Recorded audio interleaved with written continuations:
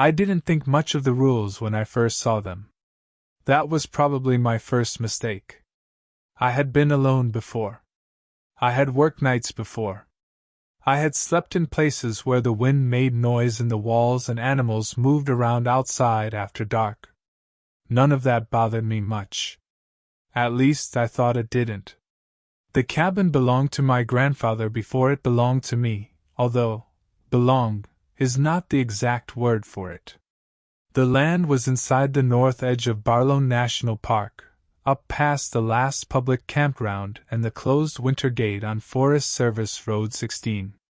My grandfather had owned the cabin long before the park expanded its boundary in the 70s.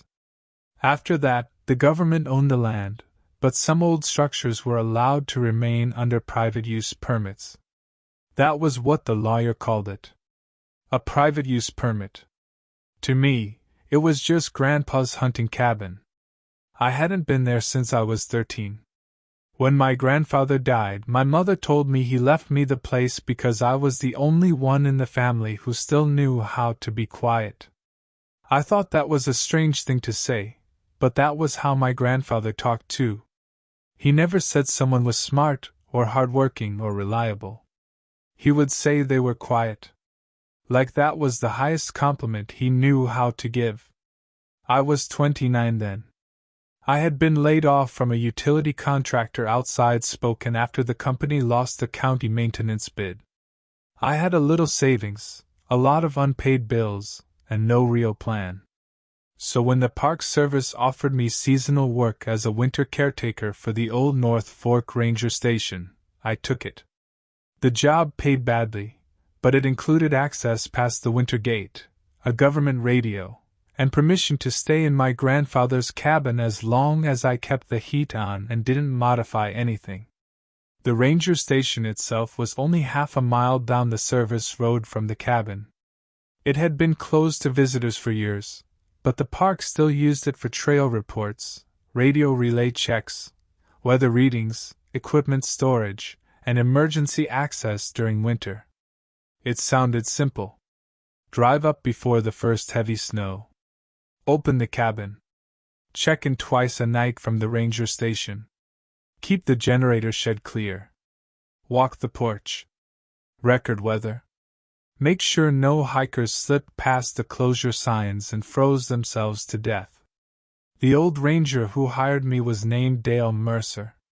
Dale had known my grandfather. He had one of those thin, weather-worn faces that made him look older than he probably was. His hands were always cracked around the knuckles, and he smelled faintly of coffee and would smoke. When we met at the district office, he looked at my application for maybe 10 seconds before looking up at me. "You're Arthur Cale's grandson," he said. "Yes, sir." "Evan?" "That's me." He nodded like I had passed some test I didn't know I was taking. "Your granddad was a good man," Dale said. "Strange sometimes, but good." I had heard that exact sentence from 3 different people after the funeral. Strange sometimes, but good. Dale walked me through the basics with a folder of laminated instructions. There were maps, emergency numbers, a fuel log, a snowmobile maintenance checklist, and a set of radio protocols that looked like they had been photocopied since 1998. He told me the road became almost impossible after the first real storm. He told me to keep chains on the truck. He told me not to rely on my phone. He told me the station had old cameras, but only 2 still worked. One faced the parking lot and one faced the trailhead behind the station. Then he gave me the key ring. There were 6 keys on it. Cabin. Ranger station. Fuel shed. Equipment room. Gate padlock. Generator cage. The cabin key had a strip of blue tape around it. On the tape, in my grandfather's handwriting, was my name. Evan. I stared at it longer than I meant to. Dale noticed. "Your grandfather turned that in last spring," he said. "Said you need it." "My grandfather died last spring." "I know." "He knew I'd take this job?" Dale didn't answer right away. He pushed the key ring across the desk and leaned back in his chair. Arthur had ideas about things, he said. Sometimes he was wrong. Sometimes he wasn't. That should have bothered me more than it did. But I needed work. And I needed a place to stay. So 2 weeks later, I drove through the North Service Gate with a truck bed full of groceries, bedding, tools, canned food, propane canisters, a battery lantern, and a cheap space heater I never ended up using. It was early November. The park was already closed for the season in that section. There wasn't much snow yet, just old white patches in the shade and a frozen skin over puddles in the road. The trees were tall and crowded close to the gravel. Every once in a while the road opened enough for me to see the mountains through the branches. No cars passed me. No hikers. No rangers.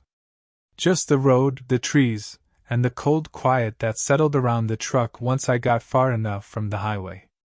The cabin looked smaller than I remembered. It sat on a low rise above a narrow creek, tucked behind a stand of fir trees. There was a sagging porch, a tin roof, a stone chimney, and 2 front windows with green shutters. Behind it, the land sloped upward toward the old ranger station road. The cabin wasn't pretty, but it was sturdy. My grandfather had built most of it himself. He used to say the foundation was better than the house. I remembered that because my father would joke that it was the only place where Arthur cared more about what was underneath than what people could see. Inside, it smelled like old wood, mouse droppings, cold ashes, and cedar. There was one main room with a kitchen along the left wall, a table by the front window, a wood stove, a narrow bed in the back corner, and a door that led to a small washroom with a composting toilet. No shower. No real plumbing. Water came from a hand pump outside, and in winter you melted snow or hauled jugs from the station. It was rough, but I'd stayed in worse. I spent the first afternoon cleaning. I swept out dead flies. I shook dust from the blankets. I checked the chimney with a flashlight and found an old bird nest wedged near the top. I cleared it out as best I could from the roof, then built a small fire and watched the smoke pull clean. The cabin warmed slowly. The kind of warmth that starts around the stove and takes hours to reach the corners.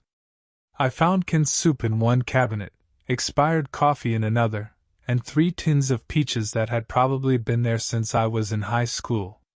I threw away anything swollen or rusted and kept the coffee because I was not in a position to be picky. Near the bed, my grandfather's old coat still hung on a nail. Brown canvas. Flannel lining. One sleeve patched with black thread. I almost took it down, but I didn't. It felt wrong to move it. That first evening, Dale drove up in a Park Service pickup just before sunset. He brought a 5-gallon water jug, a box of radio batteries, and a loaf of bread wrapped in a grocery bag. "Road held up better than I thought," he said. I thanked him. He stepped inside and looked around without much expression. "Same as he left it," he said. "Mostly. You find anything odd?" I laughed a little because I thought he meant mold or mice. "Not yet." Dale didn't laugh. He walked to the middle of the room and tapped the floor once with the heel of his boot. The sound was dull. Then he looked at me. "Arthur ever tell you about this place?" "Just hunting stories." "What kind?" "Deer mostly." "Weather." "Once he said he saw a bear walk upright behind the creek, but I thought he was joking." Dale looked toward the front window. The light was almost gone outside. "Arthur didn't joke much," he said. That was true. Dale helped me unload 2 more boxes, then gave me a quick tour of the ranger station. It sat half a mile down the road, closer to the main trailhead. The building was low and square, with dark siding, a metal roof, and a small wooden porch. There was a flagpole out front with no flag on it. The sign beside the door said North Fork Ranger Station, but the paint was chipped so badly that some letters were nearly gone. Inside was a front office with a counter, a wall map, 2 dusty chairs, a radio desk, a locked cabinet, and an old computer connected to the camera system. Behind that was a break room, a cot, a bathroom, and a storage area that smelled like rubber boots and gasoline. Dale showed me the radio. Check in with dispatch at 11:40 p.m. and 3:10 a.m. Every night you're on duty. Why those times? That's when North Fork is on the schedule. He said it like that explained everything. He showed me the camera monitor. The parking lot feed was grainy but clear enough. The trailhead camera was worse. It had a gray haze over it, and the date stamp was wrong by several years. Can that be fixed? I asked. Probably. Will it be? No. He showed me the weather log. Temperature. Wind. Snow depth. Visibility. Road condition. Any activity. He showed me where the extra fuel cans were. He showed me the lockbox with emergency flares and a pistol. The pistol is last resort, he said. Animals only. And I mean real animals. I looked at him. Real animals? Dale closed the lockbox. People do stupid things up here. They come in after closure. They drink. They get scared. Sometimes they're dangerous because they're cold and embarrassed. Don't point that thing unless you know what you're pointing at. That made sense, so I let it go. Before he left, we stood outside by the pickup.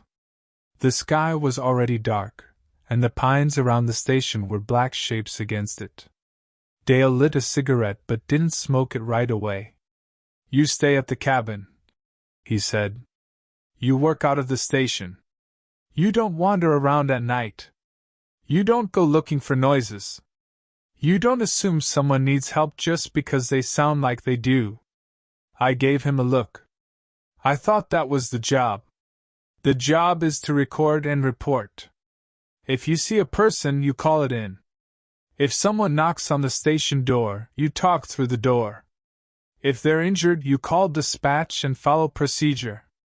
But you don't go running into the trees because something yelled. Something. Not someone. The words stayed with me. Did something happen up here? I asked. Dale took a drag off the cigarette. Things happen everywhere, he said. Then he drove off. I watched his taillights shrink through the trees until they disappeared around the bend. That was the first time I really understood how alone I was. Not lonely. Alone. There's a difference. Lonely is missing people. Alone is when nobody can hear you if you shout. My first 2 nights were normal. Cold, boring, and normal. I walked to the station at 10 each night with a flashlight and a thermos. I unlocked the door, turned on the office lights, checked the radio, logged the weather, watched the cameras, and made my scheduled calls. The station made all the sounds old buildings make. Pipes knocking. Walls settling. Wind pushing against vents. The lights hummed. The radio hissed. The computer fan clicked like it had something stuck in it. At 11:40, I called dispatch. Dispatch, this is North Fork Station. Routine check. A woman's voice came back. North Fork, this is dispatch. Copy routine. Conditions? 28 degrees. Light wind. Visibility good. Road passable with chains. No activity. Copy North Fork. Next check 310. That was it. At 310, same thing. In between, I drank bad coffee, filled out the log, read old field guides, and tried not to fall asleep. In the mornings, I hiked back to the cabin, ate something, slept until noon, then did chores. I chopped kindling. Hauled water. checked the stove, walked the perimeter, drove to the gate when the road was clear enough, and checked the lock. Nothing strange happened. That made what I found on the fourth day feel even more ridiculous. It was late afternoon. I was fixing a loose plank near the bed. It had been creaking every time I stepped on it, and I thought I saw mouse droppings near the crack. When I pried it up, I found a flat space between two floor joists. Inside was a metal box. Not a big one. About the size of a cigar box. Dark green. Scratched on top. It smelled like oil and old dust. I sat back on my heels and stared at it for a while. I don't know why I was nervous. It was probably just tools. Maybe cash. Maybe letters. The box wasn't locked. Inside were three things. A folded map of the cabin and surrounding trails. A black and white photograph of my grandfather standing on the porch in the snow. And a small notebook wrapped in a grocery bag. The notebook had a cracked brown cover. On the first page, in my grandfather's careful block handwriting, were the words, "For Evan, if he stays after dark." I remember reading that line and feeling something go cold in my stomach. Not fear exactly. Recognition. Like part of me had been waiting to see my name somewhere I shouldn't. I turned the page. There were 7 rules. They weren't written like jokes. They weren't written like my grandfather was trying to scare somebody. They were simple and practical, the same way he wrote instructions for cleaning a rifle or sharpening an axe. I still remember every word. Rule 1. Keep the porch light on from sundown until sunrise. If it goes out, do not step outside to fix it. Rule 2. Make the ranger station radio checks at 11:40 p.m. and 3:10 a.m. If the voice on the radio uses your full name, end the call and do not answer again until the next scheduled check. Rule 3. Do not open the floor after dark. If something knocks from underneath, do not knock back. Rule 4. If the trail camera shows you standing outside the cabin, stay inside until sunrise. Rule 5. If you see a deer standing in the clearing on 2 legs, close the curtains and count backward from 100. Do not stop counting until you reach 0. Rule 6. If the cabin clock stops at 2:17 a.m., do not look toward the ranger station windows. Rule 7. If I come to the door and ask to be let in, ask what I brought you on your 10th birthday. If I answer correctly, lock the door and put the chair under the handle. That was all. No explanation. No warning at the end. No. I love you. Just 7 rules. I read them 3 or 4 times. Then I laughed. Not because it was funny. Because it was too strange not to laugh. My grandfather had been an odd man. Everyone agreed about that. He believed in weather signs and carried salt in his coat pocket. He refused to sleep with mirrors uncovered. He wouldn't let anyone whistle indoors. When I was little, he told me never to say my own name in the woods after sunset.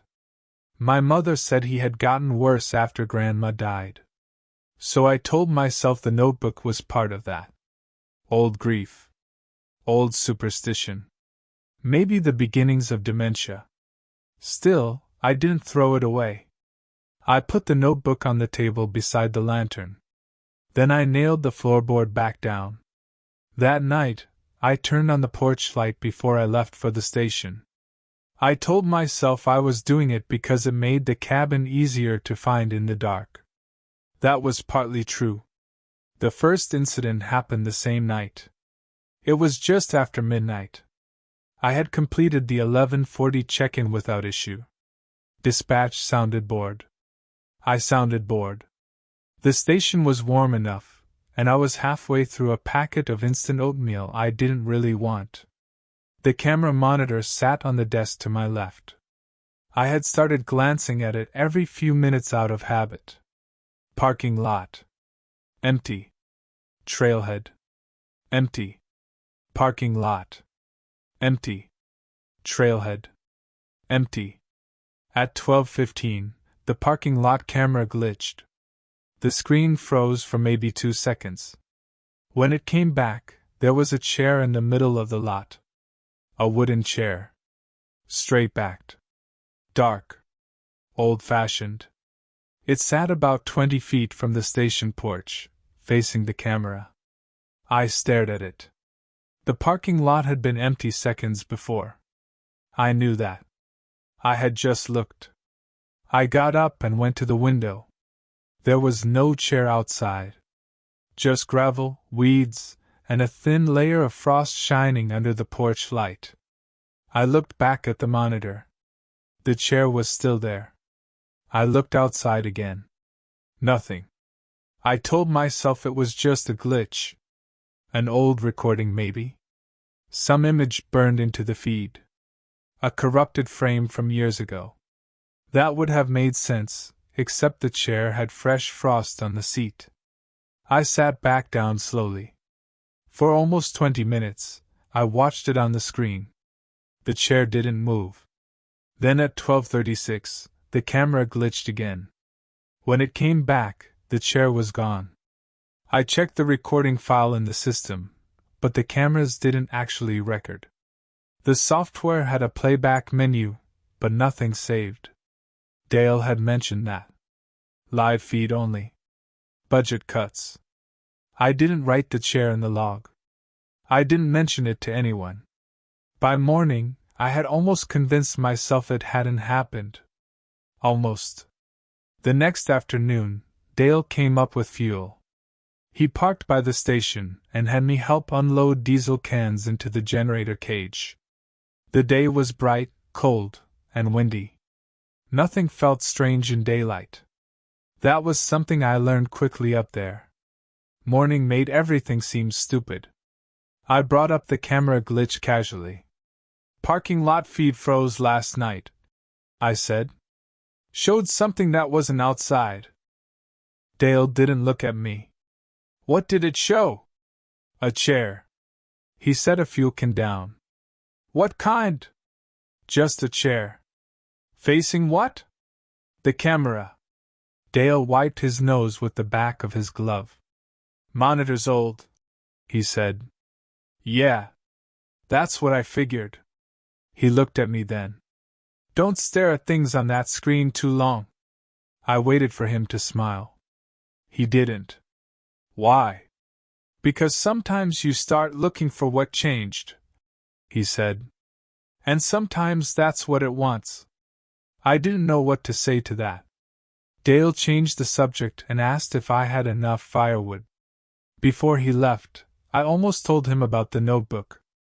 I had it in my coat pocket. I could feel it there, pressing against my ribs. But something stopped me. Maybe pride. Maybe I didn't want him to think I was scared by my dead grandfather's old scribbles.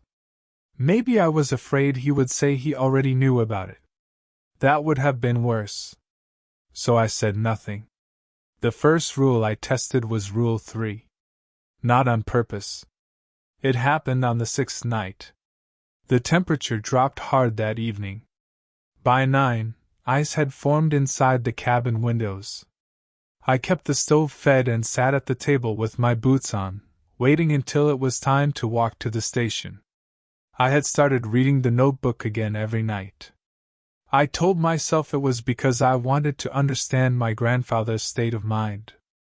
But really, I was checking the rules the way you check your pocket for keys. Not because you need to, but because you feel better when they're there. At 9:40, I heard a knock under the floor. One knock. Quiet. Solid. I froze with my mug halfway to my mouth. The cabin went still around me. The stove clicked. The wind brushed snow against the walls. Then it came again. Knock. It sounded like someone tapping on wood from underneath the cabin. I looked down at the floorboard near the bed. The same board I had pried up. Rule 3 came back to me before I moved. Do not open the floor after dark. If something knocks from underneath, Do not knock back. I didn't move. I didn't breathe much either. The knock came a third time. Then 3 quick knocks. Like someone testing a pattern. I told myself it was an animal under the cabin. A raccoon. A porcupine. Something that had crawled into the foundation crawlspace. Except the cabin didn't have a crawlspace. At least I didn't think it did. My grandfather had always said the cabin sat on stone piers and packed earth. No basement. No cellar. No usable space below. I stayed at the table. The knocking stopped after about a minute. I waited another 10 before I stood up. Then I left for the ranger station earlier than usual. The porch light was on. The cabin looked normal behind me. At 11:40, I made my radio check. Dispatch, this is North Fork Station. Routine check. Static. Then a voice answered. Not the woman from dispatch. A man. Soft, close, and almost familiar. North Fork, this is dispatch. Go ahead, Evan Thomas Cale. I didn't move. My full name is Evan Thomas Cale. I had not given my middle name to dispatch. It wasn't on the radio log. It wasn't on the seasonal schedule. It was probably in my employment paperwork somewhere, but nobody used it. I stared at the microphone in my hand. The voice waited. North Fork, it said. Go ahead, Evan Thomas Cale. I ended the call. Not dramatically. I didn't slam anything down. I just set the microphone back in its cradle and took my hand away. The radio hissed. Then clicked. Then hissed again. North Fork, the voice said through the speaker. You forgot to say copy. I stepped away from the desk. The station lights hummed above me. The parking lot camera showed nothing. The trailhead camera showed trees. The radio clicked again. Evan, it said. Just that. My first name. Then nothing. I didn't answer again until 3:10. When I finally picked up the microphone, my hand was shaking badly enough that the cord tapped against the desk. Dispatch, this is North Fork Station. Routine check. The woman's voice came back immediately. North Fork, this is dispatch. Copy routine. You missed your 11:40 response. I swallowed. I had radio trouble. Copy. Conditions? I looked at the log sheet. 21 degrees. Light snow. Visibility fair. Road passable with chains. No activity. Copy North Fork. Anything else? I almost said yes. I almost said, did someone else answer earlier? Instead, I said no. After sunrise, I walked back to the cabin. There were animal tracks in the snow around the porch. At first, I thought deer. Then I looked closer. They were too long. Not human. Not deer. Something in between. They circled the cabin 3 times. They stopped under the front window. And they did not leave. That was the part one couldn't make sense of. There were tracks coming up to the cabin from the trees. Tracks circling it. Tracks stopping under the window. But no tracks going away. I stood there in the cold until my feet started hurting. Then I swept them over with a broom before I went inside. I don't know why I did that.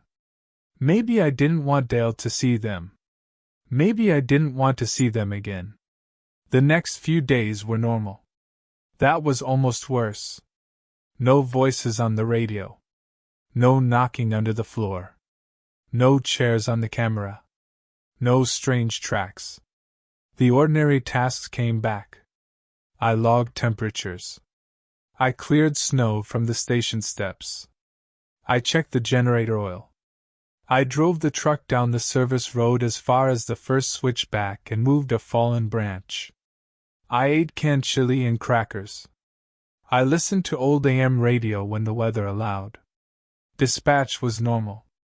Dale was normal when he came up on the 10th day. He drank coffee in the station break room and complained about new paperwork. I watched him the whole time, trying to decide how much he knew. Finally, while we stood outside by his truck, I asked, "Did my grandfather ever talk about rules?" Dale looked at me for a long moment. "What kind of rules?" I shrugged, trying to make it casual. "Cabin rules. Superstitions. Stuff like that." Dale closed the truck door. "He wrote things down near the end. Did you read any of it?" "Some. And Arthur believed he was helping." That answer irritated me. "Helping who?" Dale looked past me toward the trees. "Whoever stayed." I laughed once, not because it was funny. "Is this some kind of local thing? People trying to scare the new guy?" "No." "Then what is it?" He took his time answering. "North Fork was never a good place to be alone too long." "That's not an answer." "No," Dale said. "It isn't." He got in the truck. Before he shut the door, he said, "Don't ignore Arthur's rules just because he's dead." Then he drove away. I stood there until the sound of the engine faded. That night, I followed Rule 1 exactly. I turned on the porch light before sundown. I checked it from the cabin window 3 times before leaving for the ranger station. The bulb was weak and yellow. It buzzed faintly in the cold, and it made the snow beneath it look dirty. I kept thinking about the tracks. At the station, both radio checks were normal. Nothing appeared on the cameras. I started to relax. At 5:30 in the morning, I locked up and walked back toward the cabin. The sky was still dark, but there was a grayness behind the trees that meant sunrise was coming. Halfway up the road, I saw the porch light flicker. Just once. Then it went out. I stopped walking. The cabin sat ahead of me, black against the snow. I was maybe 70 yards away. The windows were dark. The porch was dark. The path between me and the door was covered in untouched snow, except for my own tracks from the night before. Rule 1 said to keep the porch light on from sundown until sunrise. If it goes out, do not step outside to fix it. Technically, I was already outside. That was the sort of stupid thought your mind gives you when it doesn't want to deal with the real one. I looked toward the eastern sky. Still dark. Not sunrise yet. I could have kept walking. The door was right there.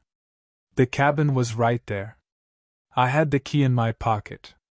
Instead, I backed down the road toward the ranger station. I kept my eyes on the cabin. Nothing moved. No figure appeared on the porch. No face came to the window. The light stayed off. I waited inside the station until full sunrise. At 7:20, pale light filled the parking lot. Birds started moving in the trees. The world had that flat, ordinary morning look again. I walked back to the cabin. The bulb on the porch was not burned out. It was unscrewed. It sat on the porch boards directly beneath the socket. I stared at it for a long time. Then I put on gloves, screwed it back in, and tested it. It worked. I did not write that in any log. I did not tell Dale. I should have left then. That is easy to say now. People always think leaving is the obvious choice in stories like this. They forget the small things that keep you somewhere. Money. Weather. Shame. The fear of sounding crazy. The fear of being wrong.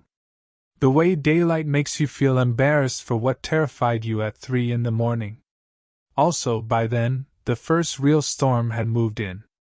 For 2 days the road disappeared under snow.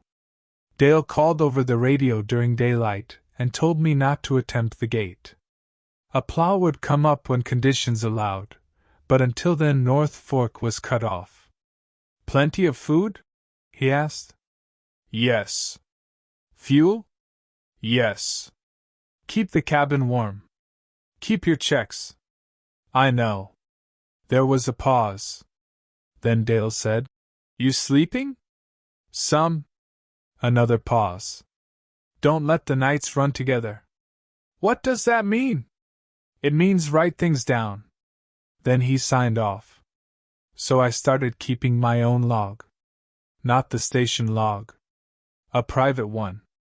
I wrote down everything strange, even the things I could explain away.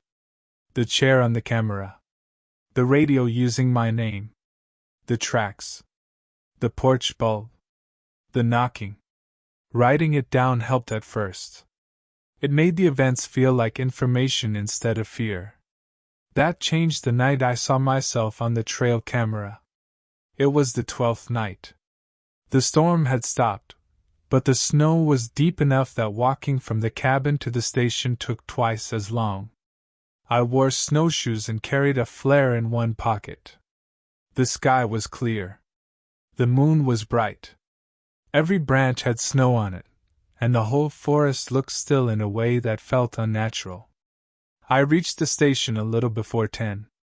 Inside, the air was cold enough that my breath showed until the wall heater caught up. I made coffee, logged the weather, checked both cameras. Parking lot. Empty. Trailhead. Empty. At 11:40, dispatch answered normally. At midnight, the trailhead camera glitched. Not the parking lot this time. The trailhead. The screen froze, then rolled upward like old television static. When it cleared, a man stood in the trail entrance between the two closure signs. He was facing away from the camera. He wore my coat. My gray winter coat with the reflective strip across the shoulders. He wore my black knit cap. He had my build. For a few seconds, I didn't understand what I was seeing. I looked down at myself. I was wearing the same coat. The same hat. Snow melting on the same boots. The man on the screen lifted his right hand. I did not. He waved slowly at the trees. Then he turned his head just enough for the camera to show part of his face. It was me. Not sort of me. Me. Same nose. Same jaw. Same scar through the left eyebrow from when I fell off a ladder at 22. I stood so fast my chair tipped backward. The thing on the screen smiled. I grabbed my flashlight and went to the station window, then stopped before opening the door. Rule 4. If the trail camera shows you standing outside the cabin, stay inside until sunrise. But it wasn't showing the cabin. It was showing the ranger station trailhead. That mattered, I told myself. The rule said cabin. I was at the station. The rule did not apply. That was what I wanted to believe. I stood with my hand on the door handle for maybe 10 seconds. Then the figure on the screen turned fully toward the camera. It raised one finger to its mouth. Like it was telling me to be quiet. I took my hand off the door. The radio clicked behind me. Static filled the room. Then my own voice came through the speaker. Dispatch, this is North Fork Station. Routine check. I had not touched the microphone. My voice sounded tired. Normal. Exactly like me. Then dispatch answered. North Fork, this is dispatch. Copy routine. Conditions? The microphone on the desk lifted slightly. Not all the way. Just enough for the cord to tighten. My voice came through again. 17 degrees. Visibility good. Road closed by snow. No activity. I backed away until I hit the wall. On the monitor, the thing wearing my face lowered its hand and stepped backward onto the trail. The camera glitched. When the picture came back, the trailhead was empty. The radio clicked once more. Dispatch said, Copy North Fork. Next check 310. I don't know how long I stood there. Eventually I picked up the chair and sat down. I stayed in the station until sunrise. I didn't sleep. At 3:10, I did not make the radio check. I was afraid to touch the microphone. Dispatch didn't call for me. That should have been impossible. The next morning, the official log had my 11:40 check written in my handwriting. 17 degrees. Visibility good. Road closed by snow. No activity. I had no memory of writing it. I tore the page out and burned it in the cabin stove. Then I checked my private notebook. On the page for that night, under the lines I remembered writing, there was one more sentence. I had not written it. The handwriting looked like mine, but thinner. It said, "You stayed inside," but which inside did he mean? I sat with that line until my coffee went cold.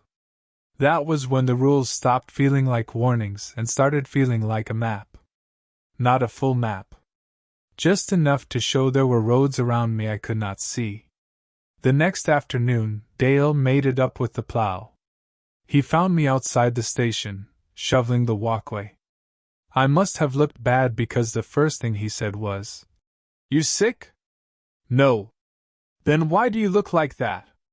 I leaned on the shovel. "Something used the radio last night." Dale did not ask what I meant. He looked at the station windows. "What did it say?" "It checked in as me." "When?" 11:40. "You answer?" "No." "Good. That's all you have to say?" He looked tired. Older than before. "What do you want me to say?" "I want you to tell me what's happening." Dale took off his gloves and rubbed his hands together. "North Fork has had problems for a long time." "What kind of problems?" "People hear things. See people who aren't there. Get turned around on trails they know. Find tracks that don't match anything. Radios pick up voices they shouldn't." "That kind?" "That kind," I repeated. He ignored that. "Most of it stays quiet if you don't feed it." "Feed it how?" "Attention. Names. Invitations. Repetition." I stared at him. "You knew. You knew when you gave me this job. I knew Arthur wanted you here. That doesn't make it better." "No," Dale said. "It doesn't." He looked genuinely ashamed, but not surprised. That made me angrier. "Why would my grandfather want me here?" Dale looked toward the cabin road. "I don't know." "You're lying." "Probably." I stepped closer. "Did he leave that notebook with you?" Dale's eyes flicked back to me. "So he did know about it." "Arthur said you'd find it when you needed it," he said. "Why me?" Dale put his gloves back on slowly. "Your grandfather believes some things were inherited." "Like the cabin?" "Not the cabin." Neither of us spoke for a while. The trees creaked under snow. Then Dale said, "I can get you out today if you want." I should have said yes. I know that. I replayed that moment more than any other. Dale was standing there with the plow truck running, the road open behind him, the whole world reachable if I got in. But I thought about my bank account. I thought about leaving a job after less than 2 weeks because I saw something on an old camera. I thought about explaining it to my mother. I thought about the cabin key with my name on it. And under all of that, I thought about my grandfather. Why had he wanted me there? What had he known? What did he think I was supposed to do? "No," I said. "I'll stay." Dale didn't argue. That scared me too. Before he left, he handed me a sealed envelope. "Arthur gave me this last year," he said. "Told me not to give it to you unless you asked about the rules." I took it. The envelope had my name on it. Same block handwriting. I opened it after Dale left. Inside was one page. "Evan, Do not trust anything that knows too much. Do not trust anything that knows too little. Do not stay because of me.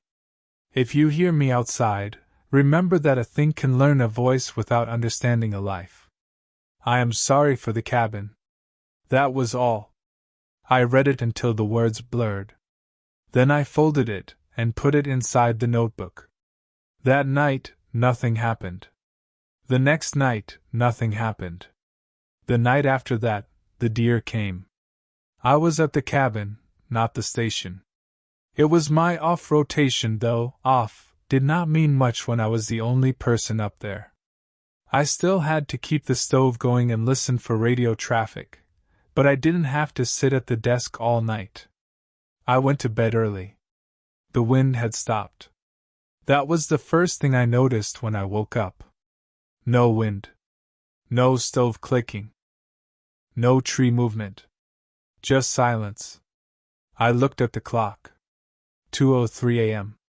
The cabin was dark except for the glow from the stove and the yellow porch light through the front curtains. Then something brushed against the outside wall. Slow. Heavy. A body dragging along the logs. I sat up.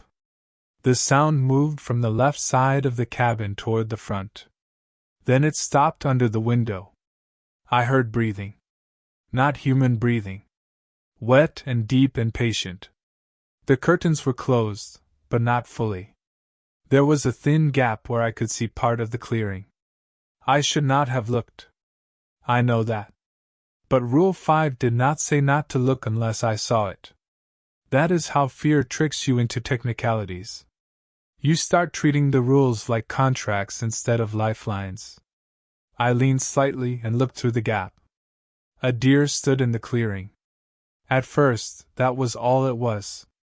A large doe, maybe 20 yards from the porch, her body pale in the moonlight. Then she lifted one front leg. Then the other. She rose. Not like a person stands. Not smoothly. Her front legs bent wrong, joints trembling, hooves curling close to her chest. Her neck stretched upward. Her head tilted back until the white of one eye caught the light. She stood on her hind legs in the snow.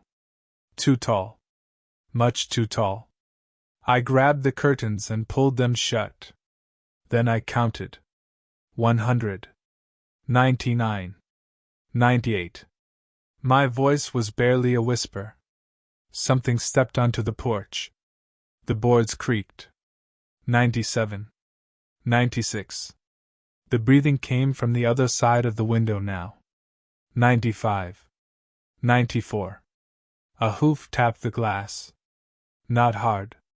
Just enough to make a small tick. 93. Tick. 92. Tick. 91. Then the tapping changed. Not hoof anymore. Fingernail.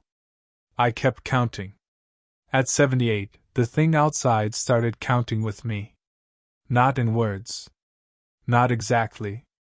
It made sounds in the same rhythm. A low click in its throat each time I spoke. 77. Click. 76. Click. 75. Click. At 60, I heard my grandfather's voice from the porch. Steady, Ev. I almost stopped. He used to call me Ev. Nobody else did. The voice was quiet and close, like he was standing with his mouth near the window frame. Steady, it said again. Just like I taught you. 59. My voice cracked. 58. The window fogged from outside. 57. Something pressed against the glass. I did not look. I kept my eyes on the floor. At 31, the porch boards creaked again. At 20, the breathing moved away. At 10, I heard something drop heavily from the porch into the snow. At 0, the cabin was silent. I stayed on the bed until morning. When the sun came up, I checked outside. There were deer tracks in the clearing. Normal deer tracks. 4 hooves. They crossed the snow, stopped 20 yards from the porch, then turned and went back into the trees.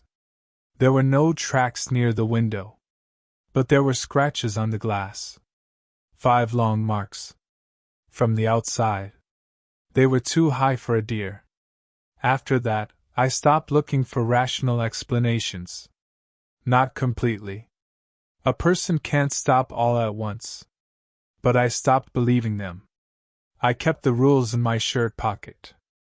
I kept the chair under the door handle every night, even when Rule 7 didn't apply. I stopped saying my name aloud. I stopped looking at mirrors after dark because my grandfather had done that, and suddenly it seemed sensible. The work continued. That was the worst part. The station still needed logs. Dispatch still expected check-ins. The generator still needed fuel. Snow still had to be shoveled away from the doors. Fear did not excuse me from routine. I think that is why rule stories get under people's skin. It is not just the rules. It is having to follow them while still doing normal things. Making coffee while something taps under the floor. Filling out a weather sheet after hearing your dead grandfather outside. Checking a fuel gauge when the camera shows your own face where it shouldn't be. The ordinary parts make the impossible feel closer. On the 17th night, the clock stopped. I was in the cabin again, getting ready to leave for the station. The cabin clock was an old wind-up wall clock above the table. It had been there since I was a kid. My grandfather wound it every Sunday night. I had started doing the same without thinking. At 2:17 a.m., according to Rule 6, I was supposed to avoid looking toward the ranger station windows. That rule had confused me from the beginning. From the cabin, you could barely see the ranger station. In winter, after the leaves were gone, you could catch a few straight lines through the trees if you knew where to look. At night, if the station lights were on, 2 small squares glowed between the trunks. I didn't understand why looking at them mattered. That night, I found out part of it. I was at the station when the clock stopped. Not the cabin clock. The station clock. It hung above the radio desk. Battery-powered.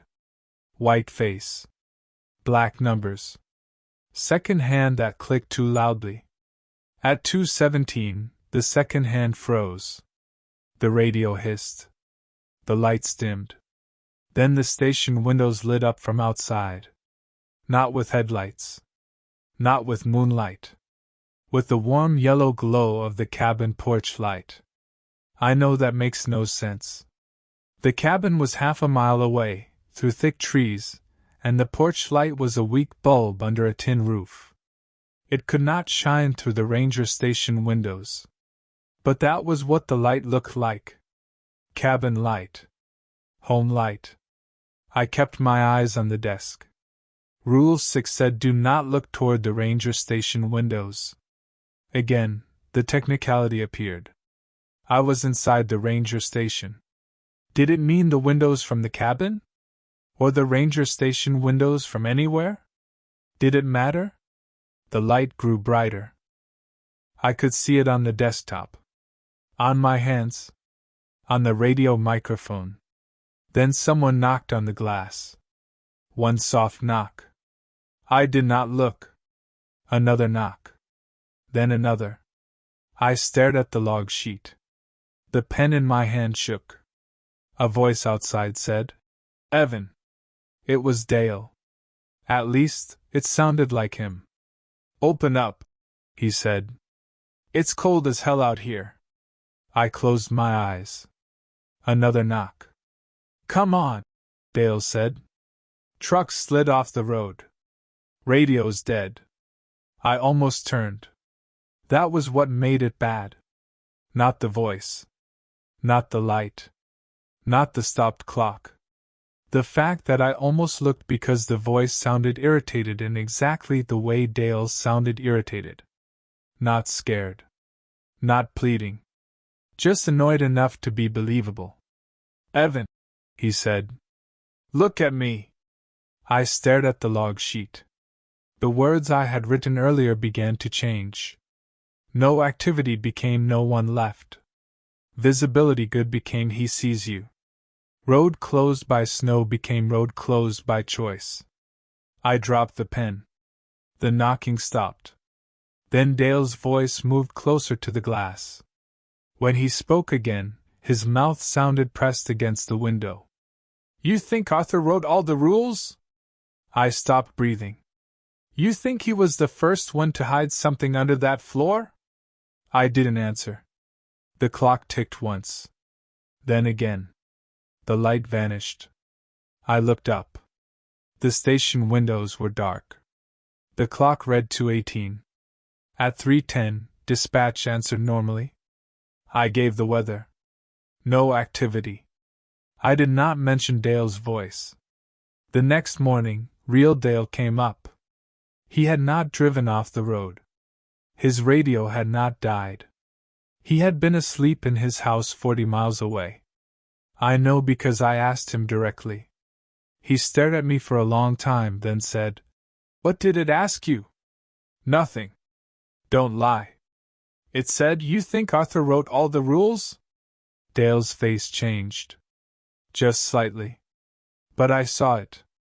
What does that mean? I asked. He walked past me into the station and shut the door. For the first time since I'd met him, he looked afraid. Dale. He took his hat off and set it on the counter. There were rules before Arthur, he said. Whose? Men who built line camps up here. Surveyors. Fire crews. Trappers. People who stayed long enough to notice patterns. Patterns of what? Dale rubbed both hands over his face.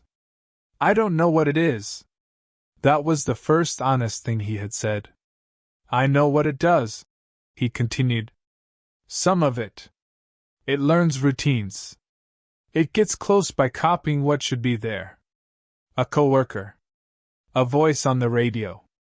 A person needing help. A deer. Your own face. It doesn't rush because it doesn't have to. I sat down. Why the rules? Because rules give you something to do instead of panic. And if you break them? Dale looked at the floor. Sometimes nothing happens. I waited. Sometimes someone leaves different. The words made my skin crawl. What does that mean? He didn't answer. I thought of the trail camera showing me outside. I thought of the log entry I hadn't written. You stayed inside, but which inside did he mean? Dale, I said. Has anyone ever come back wrong? He looked at me then. His eyes were tired. Yes. Who? He looked toward the cabin road. I knew before he said it. Arthur, Dale said. I felt the room tilt slightly. My grandfather? I said came back wrong. I didn't say stayed that way. What does that mean?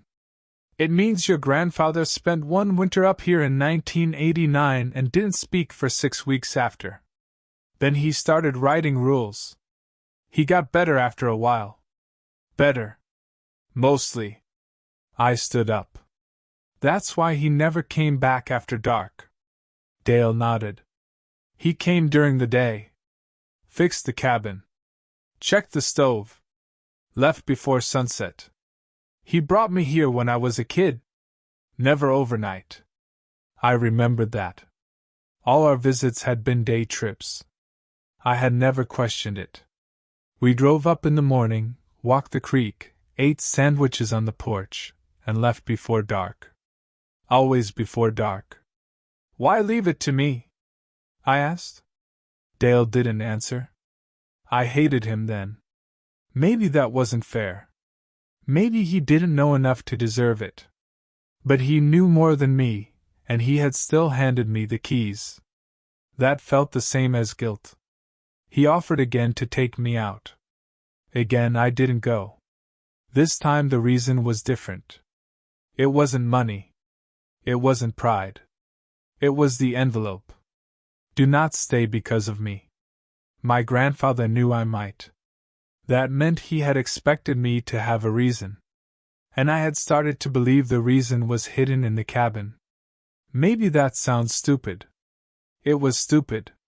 But isolation changes the way you think. After enough nights, the world outside the trees starts feeling unreal. The cabin becomes the center of everything. The rules become more important than laws. The dead feel closer than the living.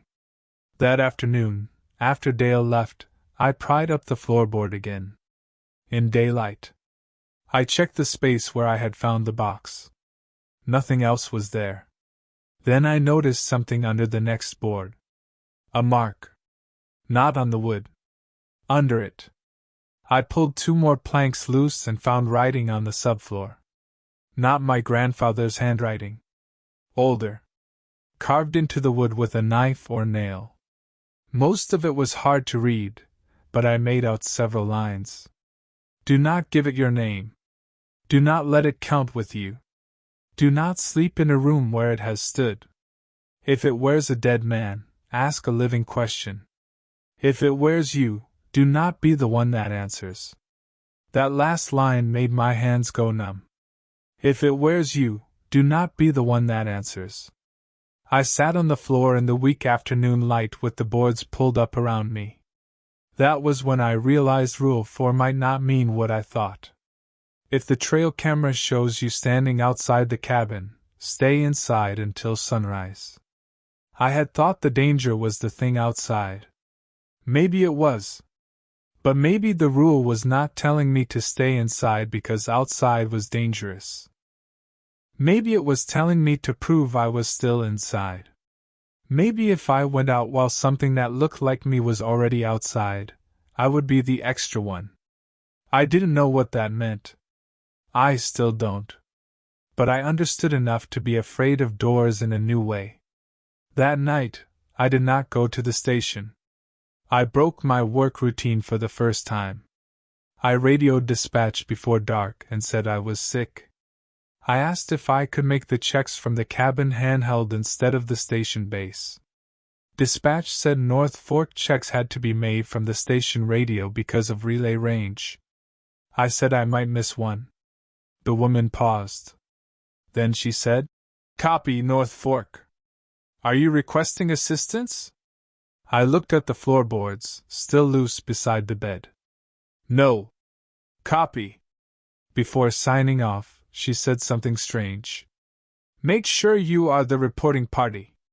I stared at the handheld. "What?" Static.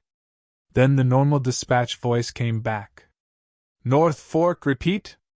What did you say?" "I asked if you need medical assistance." "No." "Before that?" "I didn't say anything before that." I ended the call. At sundown, I turned on the porch light. I locked the door. I put the chair under the handle. I closed the curtains. I nailed the floorboards back down.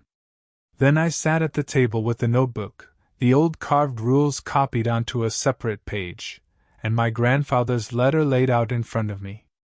At 10:30, something walked around the cabin. Slow steps in the snow. Not circling this time. Stopping at each window. I kept the curtains closed.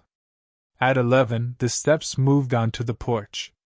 The chair under the handle creaked, though nothing had touched the door yet.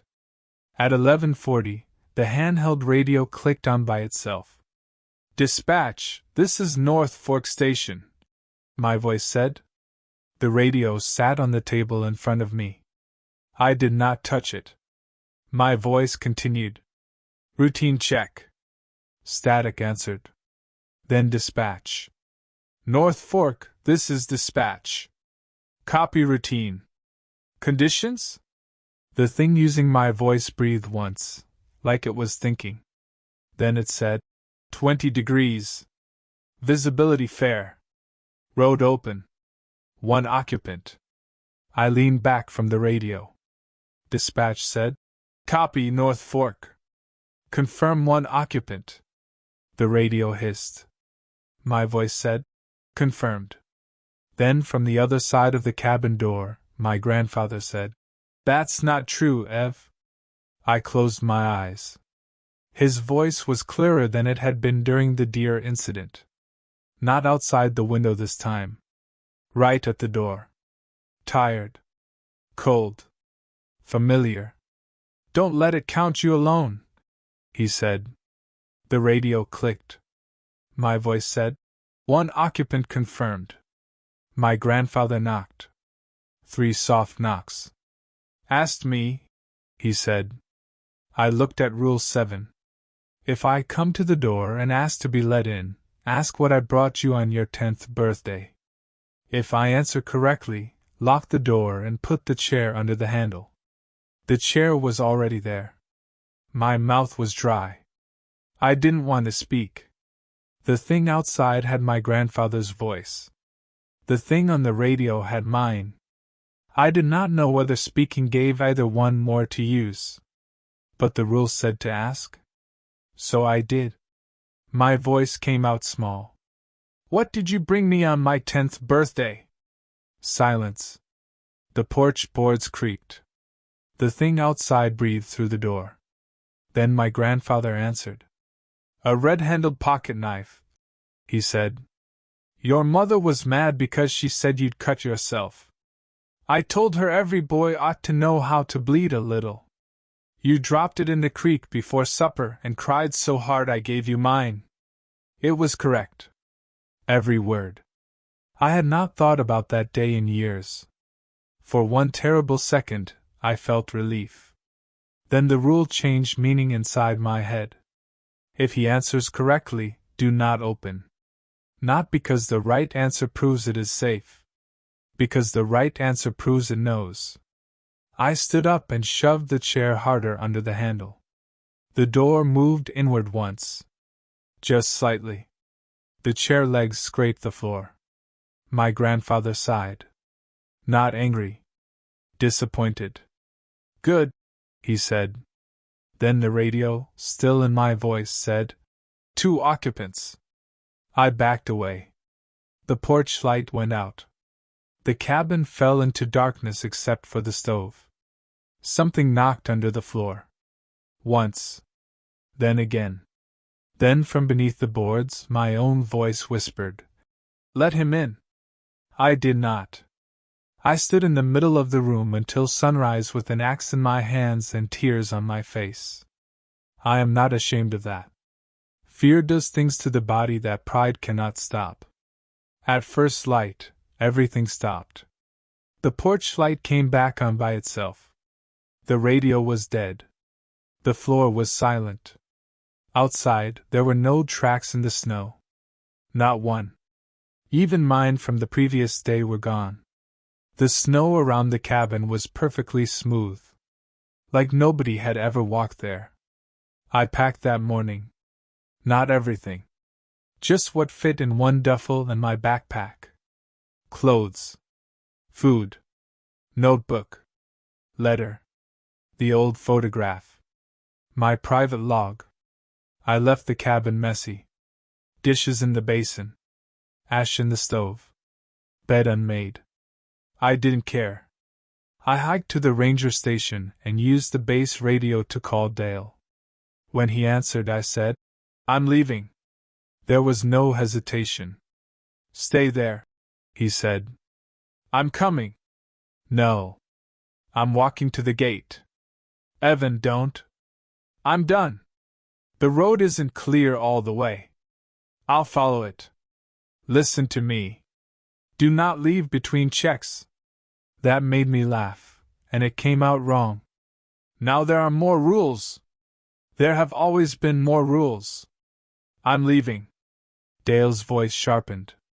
"Then keep the radio on and do not answer any voice that isn't mine." I almost said, "How will I know?" But I didn't want the answer. I locked the station behind me and started down the road. The sky was gray. Snow hung in the air but wasn't falling yet. The road was buried in places, but the plow had cut enough of a path that I could follow the berms. For the first mile, nothing happened. The forest was quiet. My pack was heavy. My breath sounded too loud. At the first switchback, the handheld radio clicked. Dale's voice came through. "Evan, you there?" I stopped. He had told me not to answer any voice that wasn't his. But it was his. At least, it sounded like his. I pressed the button. "Yeah." Static. Then Dale said, "Good. Keep walking." I did. A few minutes later he called again. "How far?" "Maybe a mile and a half from the station." "Any tracks ahead of you?" I looked. The plow cut was empty. "No." "Good. If you see your own tracks coming toward you, leave the road." I closed my eyes. "Dale.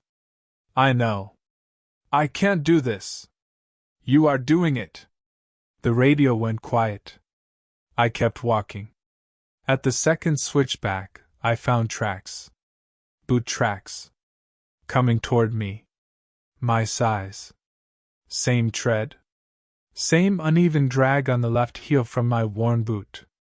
They appeared in the middle of the road ahead and continued toward me for maybe 30 feet. Then stopped. I remembered what Dale said. If you see your own tracks coming toward you, leave the road. So I stepped off the road into waist-deep snow. Moving through it was awful. Slow and exhausting. Branches scratched my face. Snow filled my sleeves. More than once, I sank so deep I had to crawl forward on my elbows. The boot tracks stayed on the road beside me. They did not continue. They just stopped there, waiting.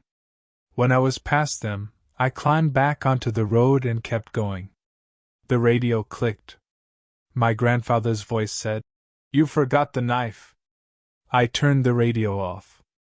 The snow started falling around noon. I don't know exactly how long I walked. Time got strange. The road bent too often. Landmarks repeated. I passed the same split-seater 3 times, or 3 seaters split the same way. I found an orange closure sign half buried in snow, then another, then the same one again with my glove print on it. I tried to stay calm. I told myself mountain roads looped and curved. I told myself I was tired.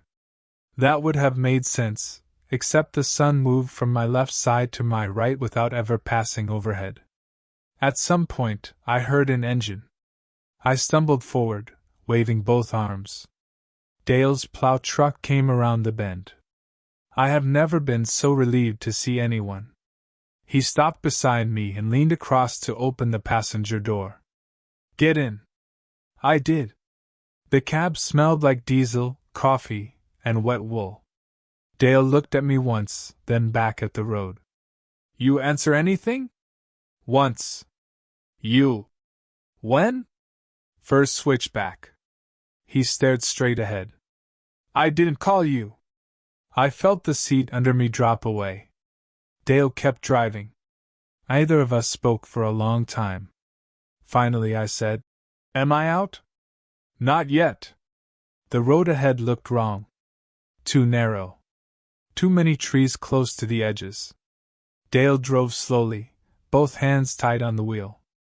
"Where are we?" I asked. "North Fork Road." "No, we passed this." "I know." The radio in the truck crackled. My voice came through. "Dispatch, this is North Fork Station. Routine check." Dale reached down and turned the volume all the way off. We drove in silence.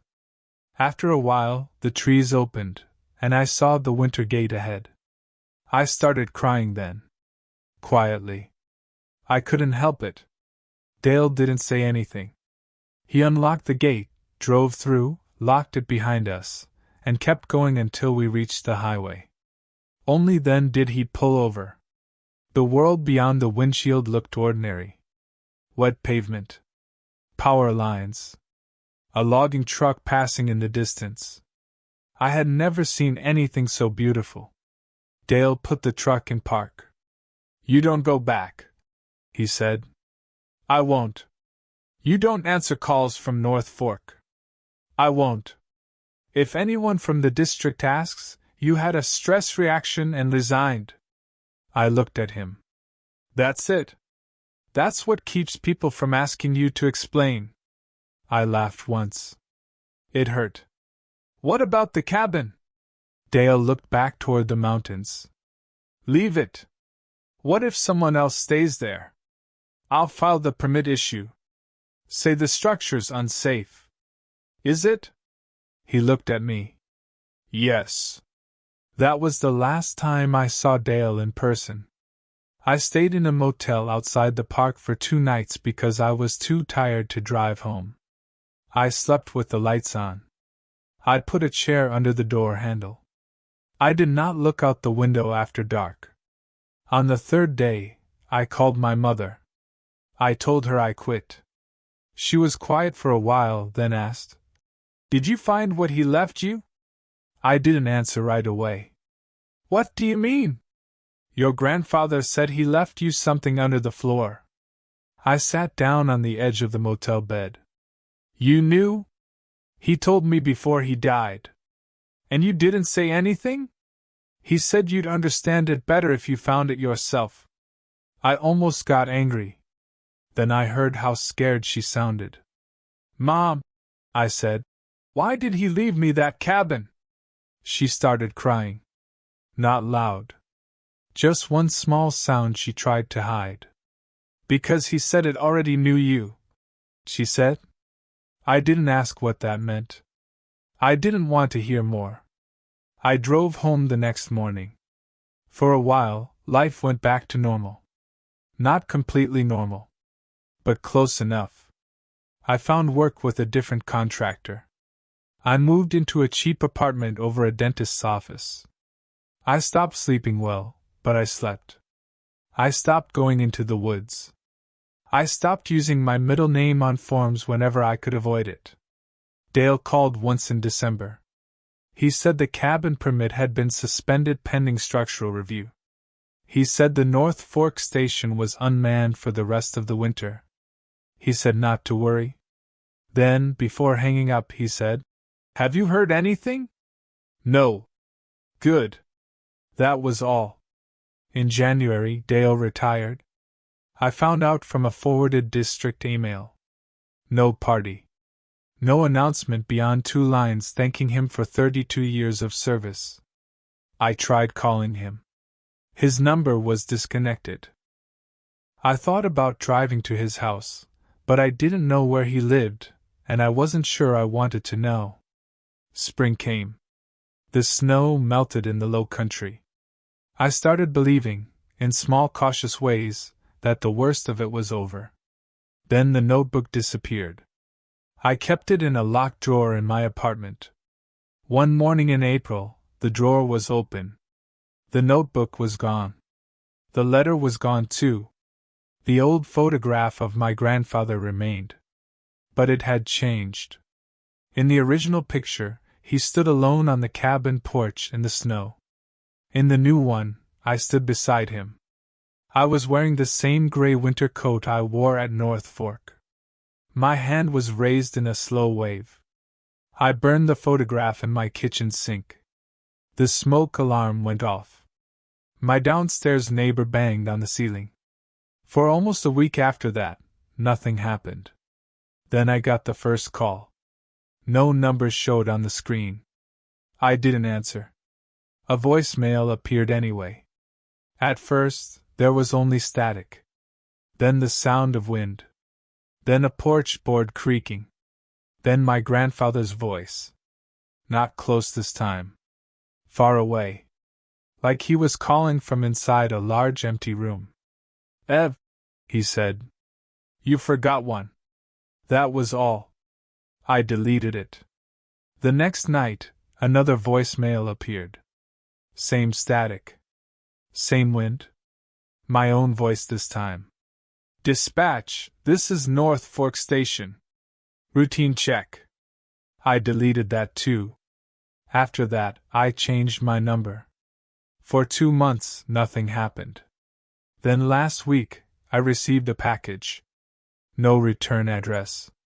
No postage. It was sitting outside my apartment door when I came home from work. Inside was the green metal box from beneath the cabin floor. The notebook was inside. So was the letter. So was a new page. Not in my grandfather's handwriting. Not in mine. At least, not exactly. The letters were careful and square, like someone had learned by copying both of us. There were 8 rules now. The first 7 were the same. The 8th had been added at the bottom. Rule 8. If you leave before it learns your way home, do not write about North Fork.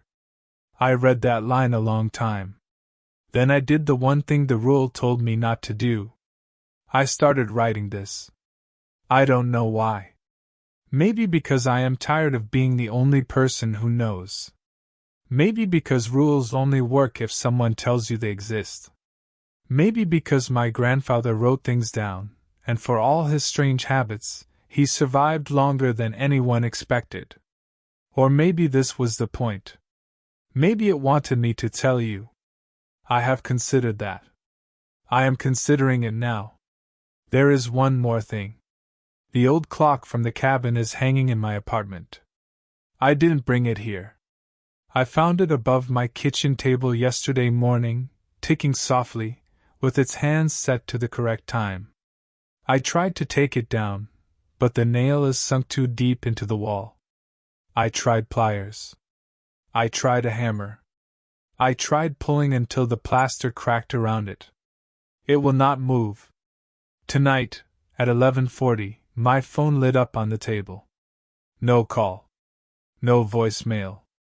Just a recording app one don't remember installing. It had captured 13 seconds of audio. I played it once. I should not have. It was my voice. Calm. Tired. Close to the microphone. Dispatch, this is North Fork Station. Routine check. 2 occupants. 1 reporting. The clock is still ticking. I keep looking at it even though I know I shouldn't. It is almost 2:17 now.